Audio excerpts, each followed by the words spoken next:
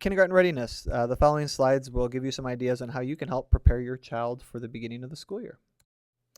The first would be promote a love of reading.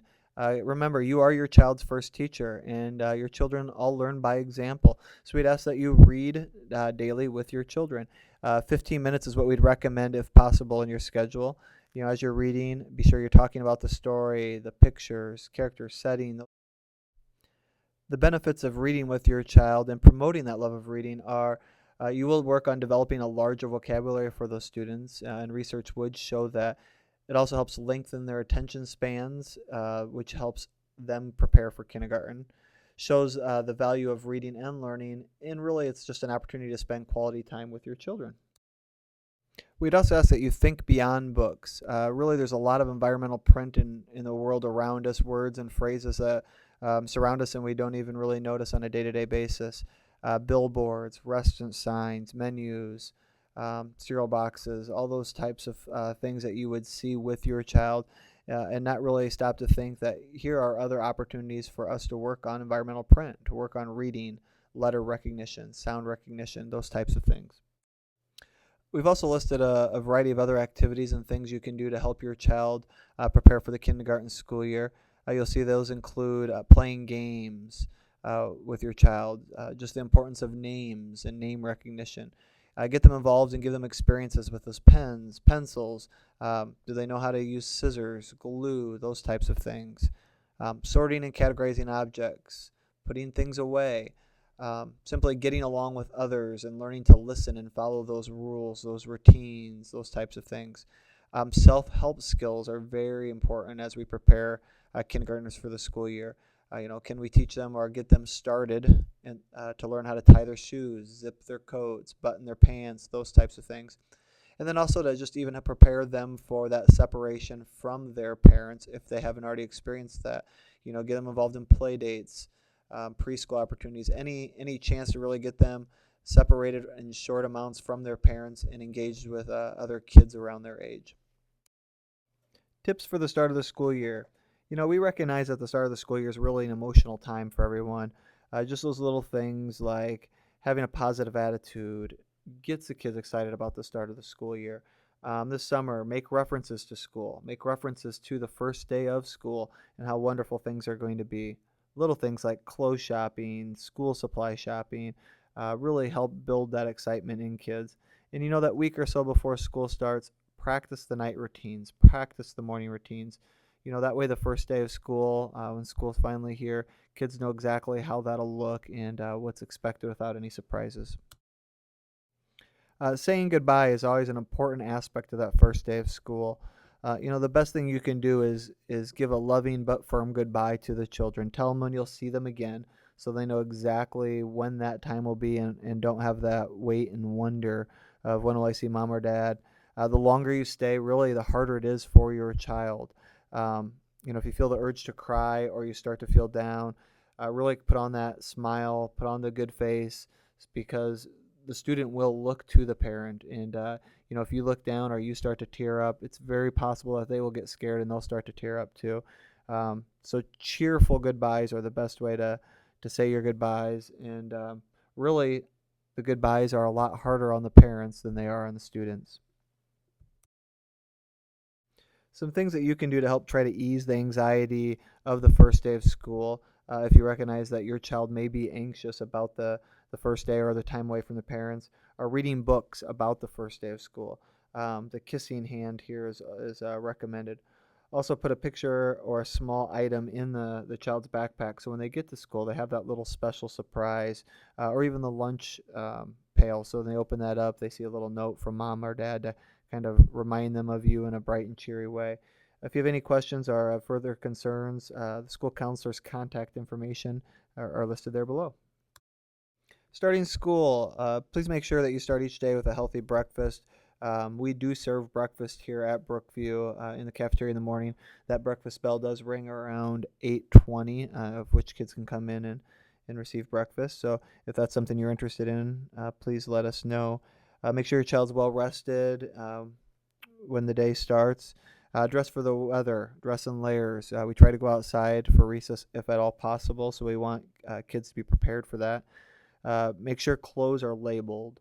We have 650-ish kids in the building, and things are going to get lost. And when the labels are in the clothing items, they're a lot easier to return to the rightful owners. We should be learning the first day of school real soon here, and I'd ask you to check the websites to see when that's been posted. Our official school day runs from 8:50 to 3:40, but that first bell rings at 8:35. So students can enter the building from 8:35 to 8:50 anytime in that 15-minute stretch. The first 2 days of school are what we call transition days for the kindergarten students. They will arrive about an hour later than the rest of the student population here at Brookview, and then they get dismissed earlier as well. And really the purpose of that is to help them find their classrooms, meet their teachers, get used to those drop-off and pickup procedures without all the other kids in the area. So we'd ask that you please arrive on time and not too early. We'll have plenty of staff outside the building helping you and your child find their way to the classroom. We'd ask that you leave your child cheerfully. You're welcome to take pictures with the teacher, with other family members. But when it's time to enter the building, we do ask that you take those final pictures, say your cheerful goodbyes. Parents, you can plan to pick up if you're doing a parent pickup around 1:40. Busing students, the pickup times will be between 8:45 and 9:30. So it's really an hour later than what your normal pickup time would be, whatever that is. And then your drop off time, your child will be dropped off between 1:45 and 2:30. Before the start of the school year, you'll receive a welcome letter from your child's teacher, and that'll come roughly a week before the start of the school year. In that letter, it'll describe those transition days that I spoke about. It'll also contain a necklace that'll have a specific shape and color attached to it. And what we would do is we'd ask your child to wear that necklace for the first week of school or so. And what that does is it helps us identify your child in terms of their grade and their teacher. All kindergartners have the same shape.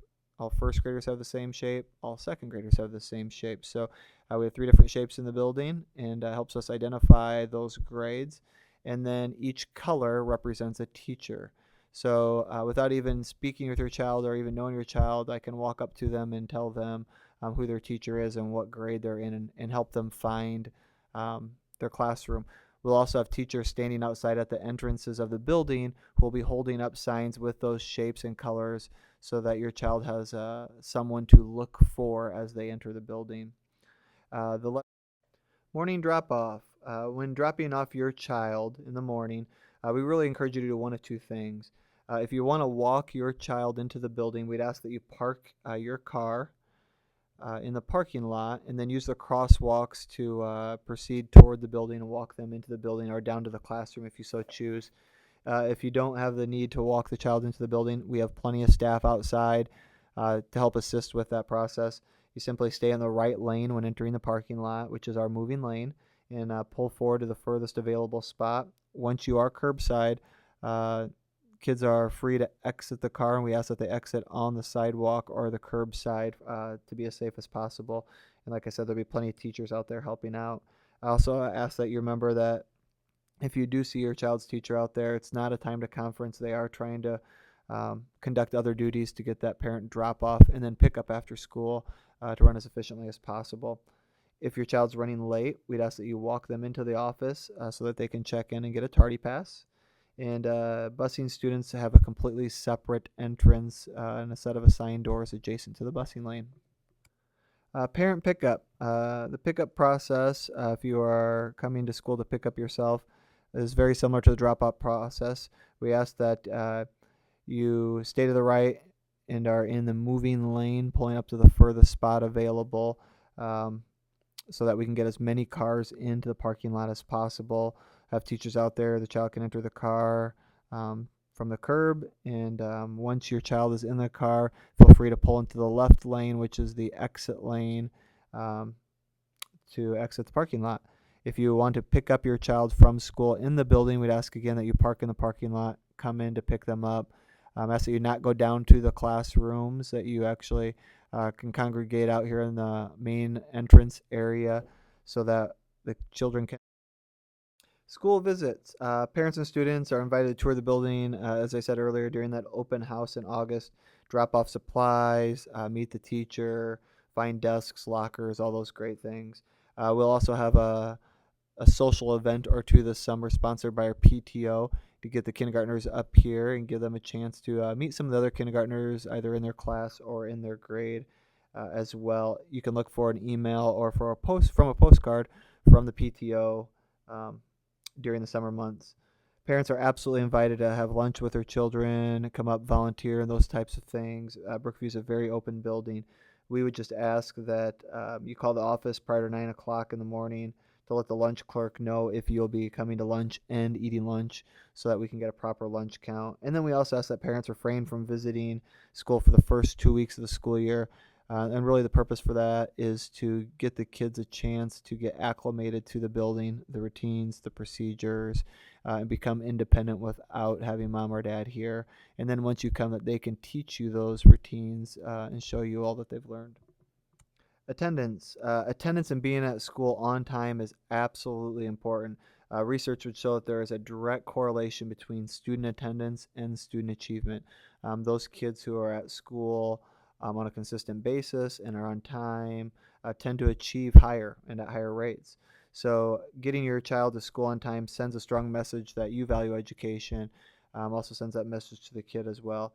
If your child will not be in school for a day, whether it is due to an illness, vacation, whatever it may be, we ask that you call the office and report that to the office so that we can monitor our locations of all of our students. If we don't hear from you and your child doesn't show up to school, we do work on making phone calls to find all of those missing students. And then, of course, we do have to follow the Iowa code and district policy in regards to attendance. So parents will be notified of excessive absences and tardiness during the school year. This completes the information regarding the pre-registration and kindergarten roundup for 2011 school year. Please be sure that you return your completed pre-registration information to the district office building as soon as possible. Also know that this is pre-registration. The information that you turn in get us what we need in terms of entering your child in the Waukee Community School Systems database. You will receive a formal registration packet this summer that is required of everybody to complete and return to us via mail or the drop box on the side of the building. If you have any questions when that arrives, don't hesitate to give us a call here. The phone number is 987-5166. And we just thank you for listening to this information. We look forward to the partnership, look forward to meeting your children, and can't wait for your child to have a wonderful kindergarten year.